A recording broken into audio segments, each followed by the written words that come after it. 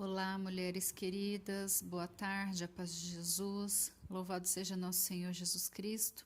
Amada seja a Virgem Santíssima, nossa mãe querida, nosso modelo de virtude. Venho aqui mais uma vez gravar para as minhas irmãs, mulheres da cruz, mulheres do fogo, sobre nosso estudo, referente às mulheres da Bíblia. E hoje nós vamos falar de Abigail. Quem foi Abigail, né? Nós estamos ainda no campo do Antigo Testamento, né? E Abigail, a história dela é contada em 1 Samuel, no capítulo 25, né? Então, assim, eu vou contar um pouquinho a história dela para a gente conversar. Abigail, ela é contemporânea ali do rei Davi, tanto que ela se torna uma das esposas do rei Davi. Mas quem é ela? Ela, né, o nome Abigail, provavelmente ele vem a indicar aí, meu pai é alegria, alguma coisa desse tipo. E ela era uma mulher, né, que como a Bíblia mesmo relata, muito formosa e inteligente, né, digna e de bom senso. E ela era casada com Nabal, né, um homem duro e ignorante. Né? E esse homem era um homem muito rico, mas a Bíblia, para falar isso, né? Porque a Bíblia ela nunca dá detalhes precisos, porque a Bíblia ela não é só assim, né? Ela tem algumas narrações, mas nunca consegue comportar uma narração precisa de todos os fatos, como a gente vê nos livros da literatura. Então, ela narra os fatos que são realmente importantes, né? Faz parte da cultura. E quando ela, nessa narração, ela descreve Nabal como sendo um homem duro e ignorante, é porque realmente isso se sobressaía, né? Agora, imagine como não deveria ser difícil o casamento de Abigail, né? Sendo casada com um homem desse, né? Que era duro e ignorante e que ele tinha muitas posses, né? Diz que ele tinha não sei quantas mil ovelhas, né? Não sei quantas vinhas, tantas coisas que ele tinha, né? E ele vivia na região ali por volta onde Davi e os seus homens estavam, né? E era uma região que era próxima ao Monte Carmelo. E lá como ele era um pastor, era dono de muitas ovelhas, né? Ele rebanhavam essas ovelhas ali. E eles tinham os serviços próprios, né, da fazenda ali, né, do seu trabalho. Então tinha tosqueadores, coisas que eram necessárias, né? Quem era agricultor tinham as coisas da agricultura ali do plantio do trigo e das outras coisas que eles usavam, né? Aqueles que iam extrair o azeite e assim por diante. E no caso de Nabal, ele tinha todas as coisas necessárias, os servos da sua empresa ali, né, para ter o trato ali com o seu rebanho, né?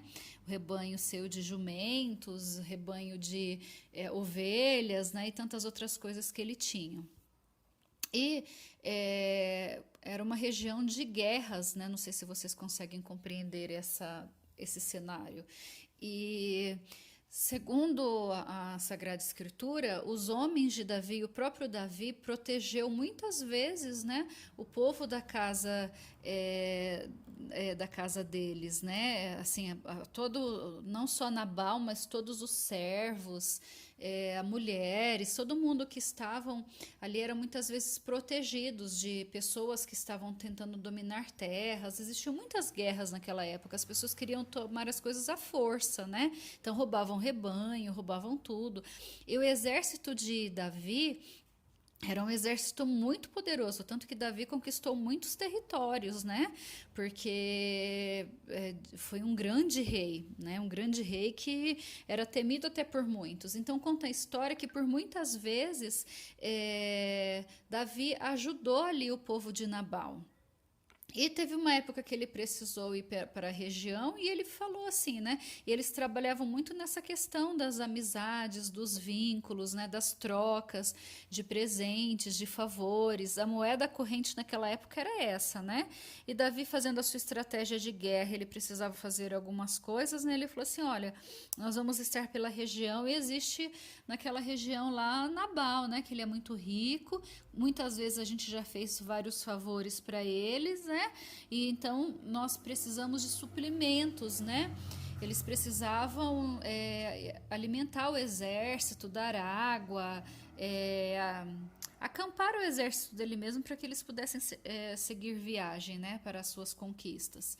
Então, né, na sua estratégia de guerra, Davi falou: a gente vai até Nabal e pede para que Nabal nos abrigue, nos dê alimento e e assim a gente consegue suplementos para conseguir seguir a nossa viagem, né? Porque não tinha um hotel, não tinham as coisas onde eles pudessem se programar para isso como hoje. Só que quando os servos chegaram até Nabal e falaram tudo o que Davi havia pedido, Nabal, por ser um homem mau, um homem ruim, né? Ele falou assim: eu nem sei quem é Davi, né? Quem é Davi? Por acaso eu vou tirar a comida da boca dos meus tosqueadores, tirar do meu povo, né, dos meus trabalhadores para servir esse Davi que eu nem sei quem é? Pois pode mandar ele embora aí que eu não quero saber dele não. E assim, ele foi um pouco. Ele sabia quem era Davi, né? Todos da região sabiam quem era Davi, quem eram os homens de Davi. E Davi já tinha até algumas vezes defendido ele, né? Mas ele era uma pessoa ignorante, ele era uma pessoa egoísta, né? Uma pessoa que provavelmente de difícil trato. E os homens voltaram para Davi, que ficou, né, enfurecido com o desfeito dele, e falou assim: se ele está querendo tudo pela espada, que é o que prevalecia na época, né? Se ele está querendo resolver as coisas pela espada, então a gente vai resolver pela espada. A gente vai até lá, pela desfeita dele, a gente não deixa um só homem vivo daquela região, faz o que a gente precisa fazer e segue com as nossas conquistas. E aquelas terras, aquelas mulheres e escravos serão nossas também. Né? Assim foi o pensamento de Davi, né? Como um guerreiro. E que ficou encolerizado, né? Pela cólera, pelo orgulho e pela maldade, né? Da pessoa do qual ele estava pedindo abrigo e hospitalagem, né? E a mulher de Nabal, Abigail, que já conhecia muito bem o seu marido, que já sabia da dificuldade dele, quantas vezes ele deve ter colocado os pés pelas mãos e feito situações difíceis, ficou sabendo através dos servos, que devem ter ficado morrendo de medo de dar esse recado, né? Porque todo mundo, às vezes uma pessoa está irada, ela não tem noção do que ela está fazendo, mas quem está do lado, que está longe das emoções, que está com tudo controlado, consegue perceber o cenário. Imagina o medo dos empregados, né? Quando ficaram sabendo que tiveram que dar esse recado para Davi, né? E já sabia que a represália, né? Já sabia que as consequências seriam para o ferimento deles. Então, foram pedir a intercessão de Abigail, né? Foram contar para ela porque sabia que ela era uma mulher inteligente, de bom senso, não apenas bela, né? Mas muito digna. E ela, quando ficou sabendo da atitude do marido, eu fico imaginando aqui nessa narração, né? Quantas vezes ele não deve ter tratado mal os filhos, os empregados, as pessoas ali ao redor, né? E ela que não interveio, né? Ela que não foi lá, que foi lá e tirou alguém de uma sentença, ajudou alguma pessoa que ele devia ter maltratado e assim por diante, né? Eu fico imaginando pela narrativa esse temperamento de Abigail.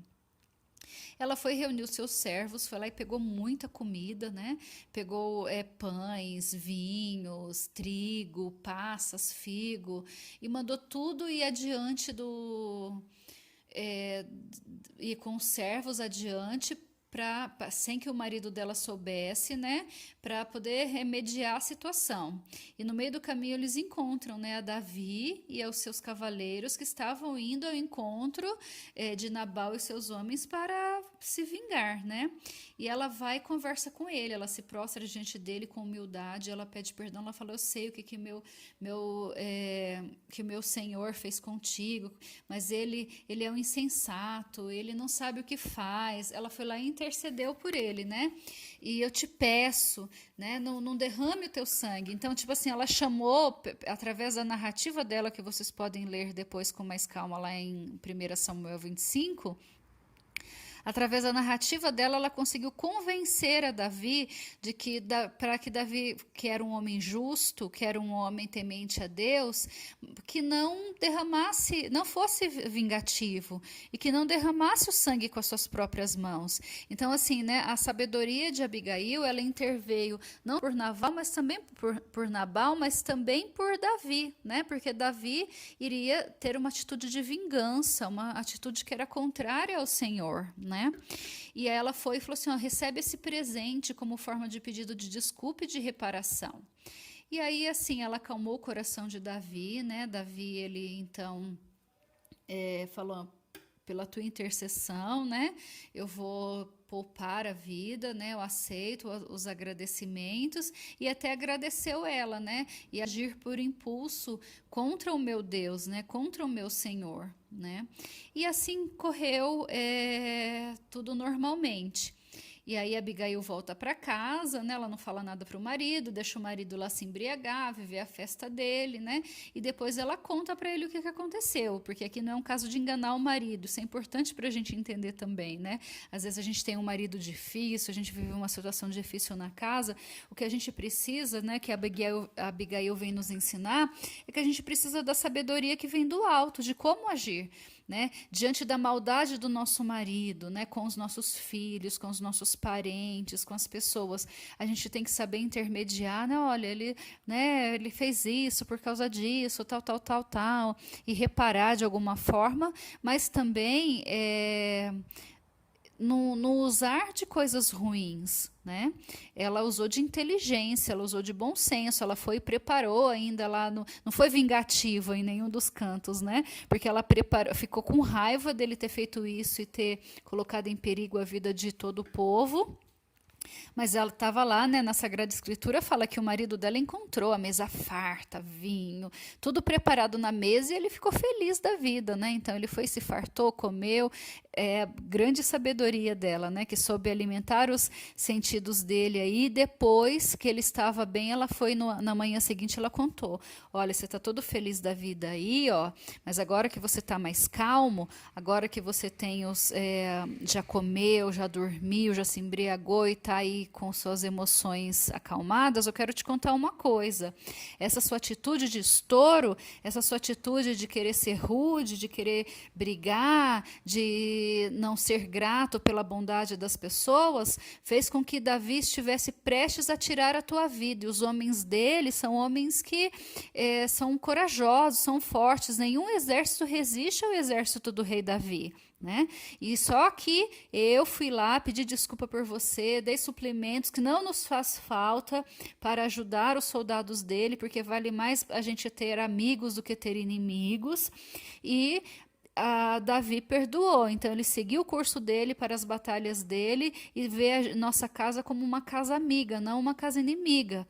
Mas as suas atitudes estavam prestes a fazer com que nenhum dos homens mais aqui vivessem.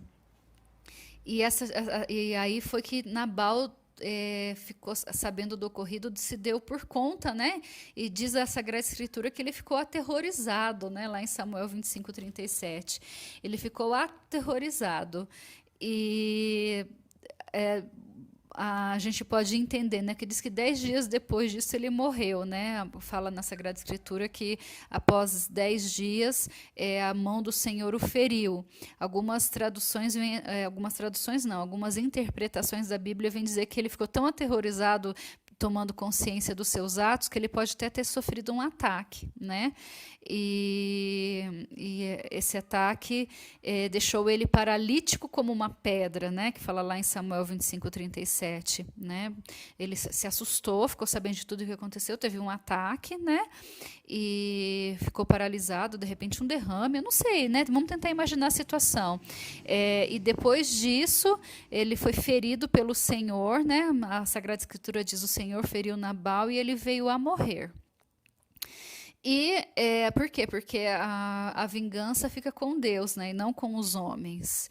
E quando Davi ficou sabendo que Abigail tinha se tornado viúva, ele foi, rapidamente enviou mensagem e pedindo que ela se tornasse uma de suas esposas, né? E Abigail aceitou. A gente precisa olhar essa situação aqui não apenas como uma situação libidinosa, né? Ou como uma coisa assim de que, ai, Abigail, porque ela era muito bonita e ela quis crescer o olho para Davi, e vice-versa. Porque não é assim que as coisas funcionavam naquela época. Nós precisamos ter um sentido próprio da Sagrada Escritura. A Abigail, ela foi fiel ao seu marido, né? E ela preservou a vida do seu marido indo até lá. Porque o que acontecia, como eu já falei em outras mulheres, né? Eles iam lá, tomavam a casa, matavam os homens e as mulheres iam como escravas ou iam fazer parte do harém lá, né? Concubinas.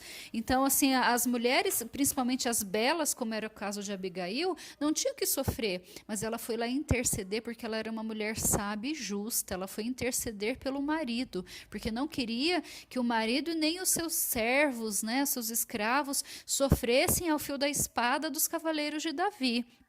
Então, não tem uma situação aí de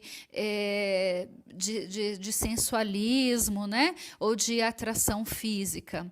E por que Davi toma ela como esposa? Porque Davi ficou grato a Abigail. É verdade que ela era muito bonita, muito formosa, né?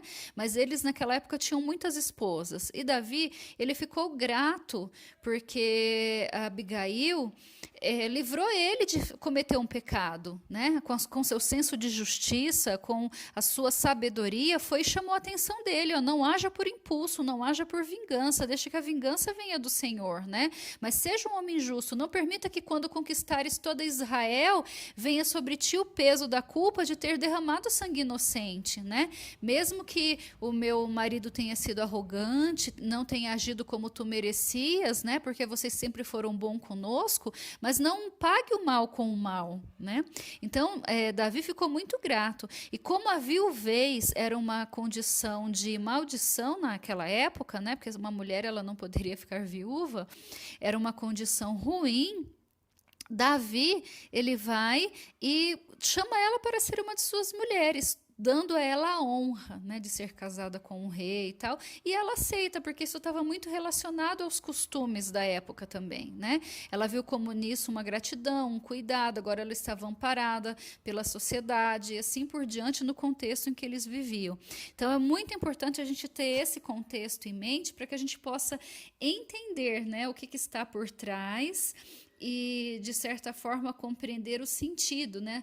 Que o que nós possamos, o que nós devemos trazer do nosso coração é essa questão, né? De que nós, como mulheres, podemos enxergar as coisas de uma forma muito melhor do que os homens, né? Os homens, a ira, muitas vezes, eles vêm assim, né?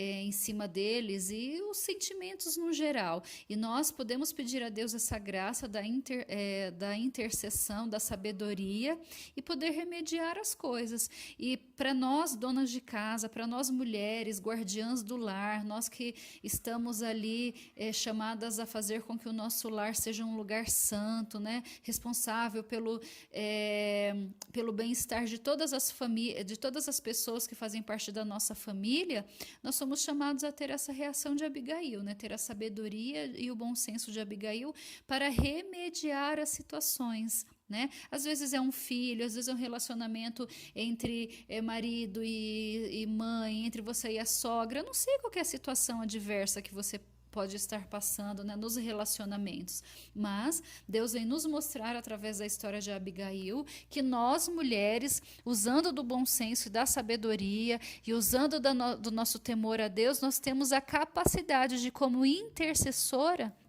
intermediar pelas situações e trazer, né, a harmonia ao nosso lar. Então, que nós possamos captar essa mensagem de Abigail, né, e trazê-la no nosso coração e aplicá-la. Que quando vier, de repente, as adversidades nos relacionamentos, né, que prometem a nossa família, que nós possamos clamar ao Espírito Santo a sabedoria e o bom senso e qual é a melhor forma de agir, né? E eu tenho certeza que, como socorreu Abigail, o Espírito Santo também há de nos socorrer. Amém? Louvado seja Deus.